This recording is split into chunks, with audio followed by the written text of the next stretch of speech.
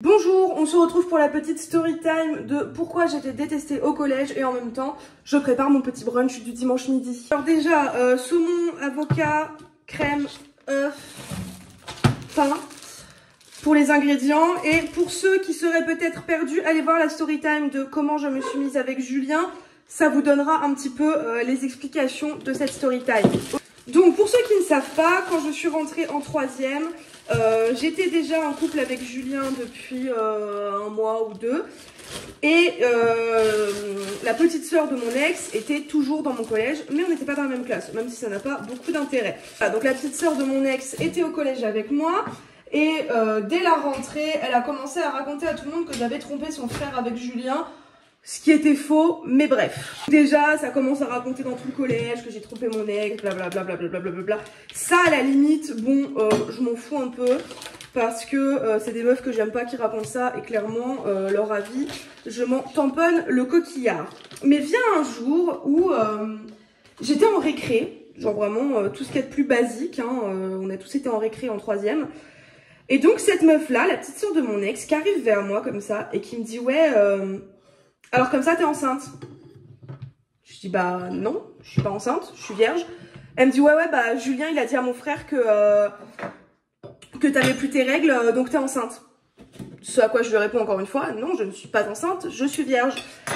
Et là sa pote avec son long visage, là la meuf elle avait un visage qui faisait la taille d'une autoroute, qui arrive, qui me dit quoi, qui me dit bah si t'es vraiment vierge, baisse ta culotte, on vérifie. Frérot, tu t'es pris pour une gynécologue ou comment ça se passe? T'es en 3e, t'as même pas encore le brevet. Va donc parler à quelqu'un d'autre, s'il te plaît. Bref, donc à partir de là, bien évidemment, la rumeur se répand. Gabrielle, elle a trompé son ex. Gabrielle, elle est enceinte. Blablabla, blablabla, blablabla. Donc là, évidemment, ça fait le tour du collège en 30 secondes. Moi, je me retrouve à pleurer avec mon meilleur pote. Je suis en mode, ouais, nan. Parce que ce qu'il faut savoir, c'est que c'était vrai. J'avais plus mes règles. Les prémices du SOPK, ça faisait... je sais pas, un mois ou deux que j'avais plus mes règles. Et effectivement, j'avais déjà couché avec Julien. Mais bon, on a tous déjà été au collège. Au collège, si tu dis que t'as couché avec un mec, ça y est, au secours, quoi. Bref. Et donc, je commence à pleurer. Je dis, ouais, Julien, il l'a raconté à l'autre, nanana, tu sais, je parle à mon meilleur pote et tout. Et du coup, je raconte tout à mon meilleur pote, chose que je n'avais pas encore fait. Et je me suis rendu compte bien plus tard qu'en fait, ce n'était pas Julien qui avait raconté ça à l'autre. Mais ceux qui ont suivi l'ancienne Storytime savent qu'il y avait un autre gars qui était le meilleur ami de Julien et qui était un peu notre meilleur ami en commun. Et en fait, je pense que Julien l'a juste dit à ce mec-là et ce mec-là l'a raconté à l'autre. Voilà. Donc moi, sur le moment, en plus, je sais plus pourquoi, mais j'étais privée de téléphone, donc j'avais pas de téléphone. Donc je prends le téléphone de mon meilleur pote et j'incendie Julien. Je lui dis, ouais, tu t'es mis en couple avec moi juste pour venger l'autre et tout, je le savais, nanana, enfin bref. Je l'insulte, je le traite de tous les noms et tout. Et je lui dis que bah c'est bon, j'ai compris, tu sais, il a raconté à tout le monde que j'avais plus mes règles, maintenant je me fais harceler au collège, blablabla, blablabla, blablabla. Bien évidemment, Julien, il a rien compris à sa vie, et en grand homme capable qu'il est et qu'il a toujours été, il est venu me chercher au collège. Donc c'est-à-dire que je quittais à midi, lui il quittait à... Non, je quittais à 15 h et lui il quittait à midi. À midi et demi, il était devant le collège, et il a attendu devant le collège jusqu'à ce que je sorte. Genre vraiment, le mec a fait le pied de grue devant le collège. Pour être sûr de m'expliquer ce qui se passait et tout et de comprendre. Donc au final il m'a expliqué, donc ça a été. Et c'est là que les emmerdes au collège commencent, on va dire, un peu plus sérieusement. Julien continue de venir me chercher au collège parce que voilà, tu sais, bah, on passe du temps ensemble après l'école, tu vois, donc il vient me chercher au collège quand il a fini le lycée et tout. Et un jour il vient me chercher et il y a un mec, je sais plus comment il s'appelait, de toute façon on s'en fout. Je passe devant lui et il me traite de salope. Tout bêtement, le mec me traite de salope à la sortie du collège. Donc je le regarde mal, et puis je me barre, je rejoins Julien, tu vois. Et Julien, il voit bien que j'ai regardé mal le mec qui m'a traité de salope, tu vois. Donc il me demande ce qui se passe. Je lui dis non mais vas-y, c'est rien, il m'a insulté, mais on s'en bat les couilles, c'est un connard, genre on s'en fout. Donc le pote du gars qui m'avait insulté, ils étaient ensemble, hein, mais c'était pas lui qui m'avait insulté à la base, c'était l'autre. Il était dans ma classe, et puis il vient me voir et il me dit quoi? Il me dit alors, ton roukmout, il regarde trop mal, qu'est-ce qu'il a, il veut se battre? Bah frérot, de qui tu parles comme ça? Donc moi bien évidemment je le dis à Julien, je dis ouais un tel il a dit que tu sais, je lui dis le soir quand je rentre genre ouais un tel il a dit que tu regardais trop mal, nanani nanana, que tu voulais te marave avec lui ou je sais pas quoi. Sauf que Julien je crois qu'il a peur d'un gamin de 3e, donc un jour il vient me chercher et il le chope, non il m'emmène au collège et il chope le mec qui descend du bus le matin. Donc, je vous rappelle que moi, j'étais au collège, hein, donc oui, ça fait un peu cassos, mais on était au collège, Julien avait 16 ans. Il chope le mec, petite tête contre tête et tout, en mode « Calme-toi frérot, je fais 40 cm de plus que toi, détends-toi, arrête de parler de ma meuf, arrête de parler de moi. » Donc le mec se chie dessus et il ferme sa gueule pendant quelques temps. Sauf que bien entendu, il a fermé sa gueule que pendant quelques temps. Et au bout d'un moment, il recommence. Ouais, Gab, ton roukmout, il est toujours pas capable de venir me marave ou je sais pas quoi, la grande gueule, blablabla. Il a dit qu'il allait me taper, je l'attends toujours. Comment vous dire? Il y a encore eu de la provoque de la part du gars là, parce qu'il me disait, ouais, la prochaine fois que ton mec il vient me chercher, on chope, on a ramené des tasers, des clés de 13 ou je sais pas quoi. La prochaine fois que ton mec il vient me chercher, on chope, on le défonce et tout, machin, blablabla. Blablabla. Donc ça y est, tous les petits troisièmes du collège, là, ils étaient en mode, ouais, on va le choper et tout. Enfin bref, ils étaient en train de se faire leur guerre dans leur tête, là. Et donc ça a duré plusieurs semaines, tu vois. Jusqu'au jour où Julien en a eu marre et a dit... Parce que Julien continue à venir me chercher et il s'est jamais fait agresser par qui que ce soit. Hein. Jusqu'au jour où Julien en a marre que l'autre il ouvre sa gueule, il ouvre sa gueule, il ouvre sa gueule. Et le jour où Julien me dit, ok, vendredi 17 h dans le parc. Bref, donc on était le mardi, je crois, et Julien avait dit à ce mec-là, bah ok, il n'y a pas de souci, t'attends que je vienne te marave, bah vendredi, je suis là, tu vois. Donc ça continue dans le collège, j'entendais des sixièmes dire, ouais, un tel, il a ramené un couteau, il paraît que l'autre, il a un flingue, nanani, nanana. Non, de base, Julien, il voulait juste calmer un mec qui me faisait chier, tu vois. Et le pire, c'est qu'il me faisait même plus chier. Le gars était vraiment juste en train de se taper un fixe sur Julien, en mode, ouais, ton mec il veut me marave, ton mec il veut me marave, ton mec il veut me marave, bah frérot, mon mec il est venu, tu vois. Alors que de base, on se calculait même pas, tu sais, c'est même pas. Le mec il me harcelait pas, il me tapait pas, il m'insultait pas, tu vois, genre juste on se calculait pas. Mais lui, il tapait un fixe sur mon mec. Je pense qu'il était amoureux de Julien en fait et qu'il voulait absolument chercher le contact physique. Bref. Et donc ça continue pendant des jours, donc jusqu'au vendredi, en mode, ouais, gna gna gna, un tel il a des flingues, un tel machin, un tel truc. Donc les petits qui se font une scène pas possible, les mecs qui continuent avec leur groupe, je sais plus, je vais parler sur Messenger ou sur Snap, à dire que ils vont ramener telle ou telle arme, qu'ils vont défoncer Julien, que ça fait des semaines qu'ils attendent de pouvoir le marave et tout et tout. Bref, des gamins de 3e qui se montent la tête, quoi, hein, concrètement, rien de plus. Arrive le soir même, et donc moi j'étais comme ça, hein, parce que je me suis dit putain, vas-y, craignos, tu vois. Donc moi, je sors comme ça du collège, je me carapate pour aller retrouver Julien devant le collège. Et moi aussi, j'étais une gamine de 3e qui était très impressionnée, bien entendu. Et je sors du collège et je vois Julien en face, sur le passage piéton, qui portait des gants Nike, très important. Et je vois Julien qui portait ses gants comme ça. Et il regardait mal, mais genre vraiment, il avait un regard, mon pote. C'était pas juste parce qu'il était myope, tu vois. Il regardait mal, et même moi je passe, même moi je me suis un peu chiée dessus, tu vois. Et ce qu'il faut savoir, c'est que Julien, lui, il avait fini à midi le jour-là. Donc bah entre temps, il traînait avec ses potes, il était mangé au kebab, etc., etc. Et bref, donc Julien, il avait traîné avec ses potes et tout, et en croisant des potes, en croisant des potes, en croisant des potes, en croisant des potes, il se retrouve à être, je sais pas moi, une quinzaine, parce que un tel a croisé ce mec-là, lui il a croisé le mec-là, et ils se retrouvent à être une quinzaine devant le collège, ils savent pas pourquoi, hein, tu sais, c'est pareil, c'est des gamins de terminale qui ont entendu, de première qui ont entendu le mot baston, ils sont en mode, tu vois. Bref, tout le monde était très impressionnable, aujourd'hui j'en parle, je vais avoir 24 ans, voilà, tu vois. Mais à l'époque, on était dans un film, mais Hollywood, quoi. Et donc, je sors, et je vois Julien et tout, je lui fais un bisou, et je me décale, et je vois un des potes de Julien qui me regarde comme ça, qui me fait « T'es qui, toi, t'es la meuf de Julien ?»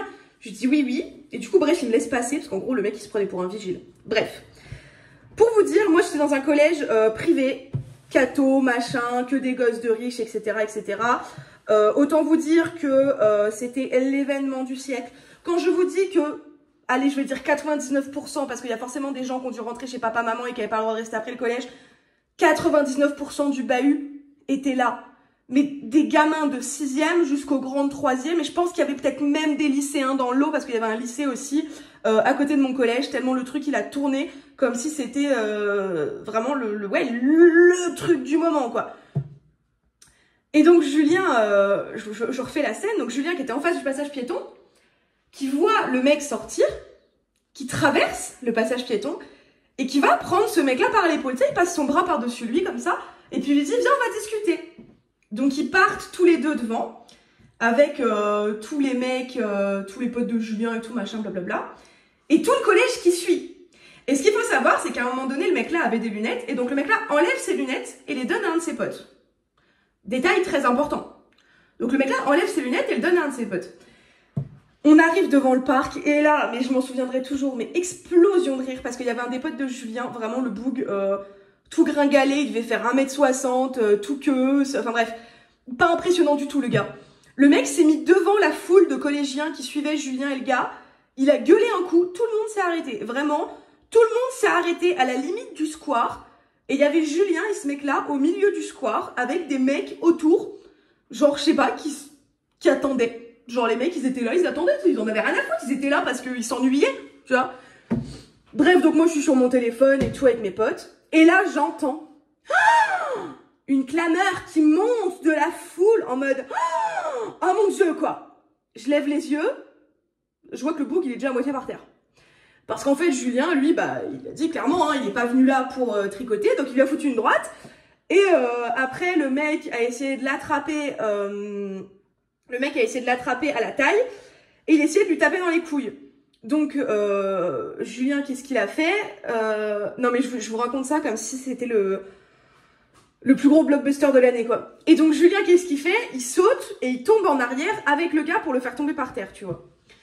Donc déjà à partir de là ça y est, t'avais des meufs qui étaient en train de pleurer parce que ah mon dieu il va se faire tuer, il avait pris une droite hein. Bref. Donc moi je me dis oh c'est bon le mec il est par terre, on va non puis en vrai j'avais peur tu vois. J'avais peur pour Julien, j'avais peur que ça dégénère et tout, enfin bref. Donc je passe et je gueule sur Julien, je lui dis de le lâcher. Le pote du début de Julien là qui faisait trop peur et tout, qui me pousse, qui me dit quoi, qui me dit on est venu là, on a attendu toute la journée, on est venu là pour le tuer ou rien. Bah frérot, qui es-tu? Donc le bouc me pousse. Donc j'y retourne, j'engueule Julien, je le tire.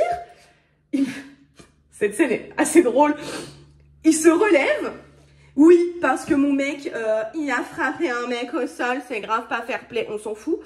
Enfin, il le frappait pas en plus, il était juste au-dessus de lui en train de lui dire de se calmer, tu vois. Et lui dire de fermer sa gueule et que maintenant c'est bon, t'as pris une droite, ça suffit, t'es par terre, tu te calmes, tu t'es fait humilier devant tout le collège, maintenant tu fermes ta gueule, tu vois. Donc réponse c'est tout ce qui s'est passé, mais tout le monde était là en mode ouais, Julien il l'a marave alors qu'il était par terre, ça se fait pas, blablabla. Bref. Donc Julien se relève, me fait un bisou et fout un coup de pied dans le ventre du mec. Genre vraiment cette scène elle m'a fait trop rire parce que je lui ai dit d'arrêter, il m'a fait un bisou, il lui a refoutu un coup de pied et on a fini par partir. Parce que au final, il y a une mamie qui est passée dans le square, parce que forcément, enfin je suis désolée, mais on était en plein cœur de messe, enfin c'était pas... et qui a appelé les flics.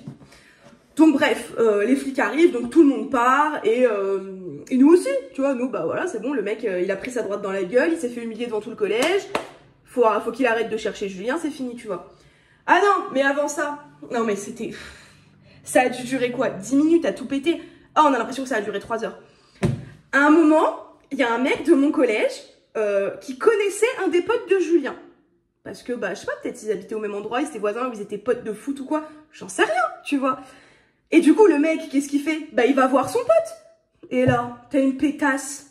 Non, n'y va pas, c'est dangereux. Frérot, à quelle heure? Enfin bref, il rend. Et donc, nous on rentre, le mec il rentre, blablabla, à savoir que le meilleur pote du mec qui s'est fait taper, qu'on va appeler Lilian, ils habitent au même endroit, mais Lilian n'a même pas raccompagné son pote chez lui après qu'il se soit fait marave. Bref, parce que Julien en une seule droite a été quand même assez percutant. Le boug avait l'œil injecté de sang, un œil au beurre noir énorme, enfin voilà quoi. Le mec n'était pas très beau à voir.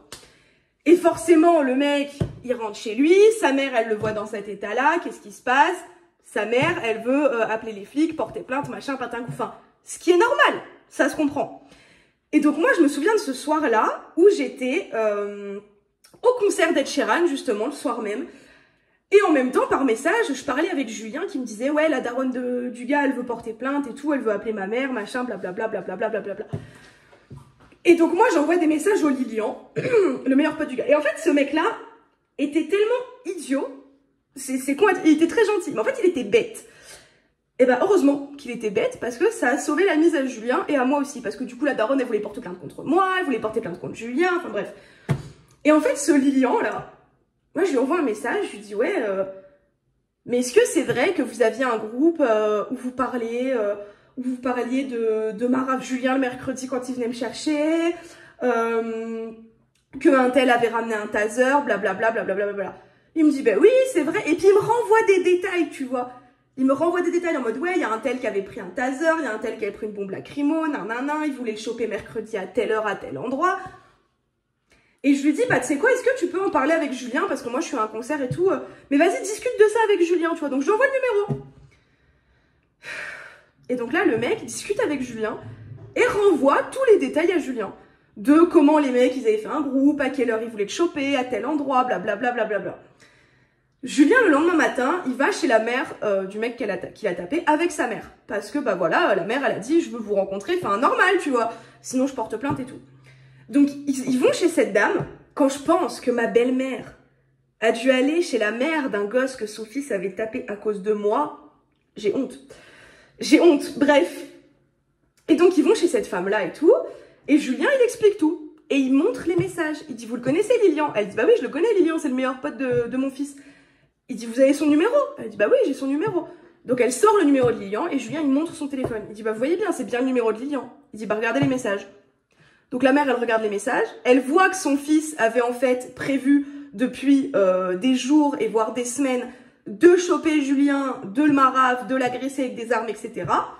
Donc, elle dit, bah ok, je porte pas plainte, c'est de la légitime défense, tu vois. Donc, là-dessus, on a été tranquille. Julien n'a pas été emmerdé. Elle lui a juste dit, s'il vous plaît, ne venez plus chercher Gabriel devant le collège parce que, du coup, bah, mon fils, il a peur de vous et tout, il a peur de vous voir. Bref. Donc ça se finit comme ça, niveau juridique, il n'y aura pas de plainte, il va rien se passer au niveau du collège, parce que la mère va pas porter plainte, va rien dire au niveau du collège, etc. Il va juste se passer que Julien a tapé le mec, et c'est fini. Le gars va revenir une semaine après en cours, alors bien évidemment, il ne va pas me regarder, il ne va pas me parler, il ne va plus jamais ouvrir la bouche. Et en fait, c'est ses copines, la meuf là qui avait crié « Non, n'y va pas, c'est dangereux !» La meuf qui était là en mode à chaque fois que je passais « Ouais, ton mec c'est un lâche, il a attaqué un tel de dos, blablabla. » Enfin bref, et après ça a duré tout le reste du collège, j'étais une salope infidèle qui était tombée enceinte, et dont mon mec était un tueur en série qui avait failli assassiner le grand ponte du collège. C'est tout. Voilà, vraiment, la story time s'arrête là, mais elle est très drôle.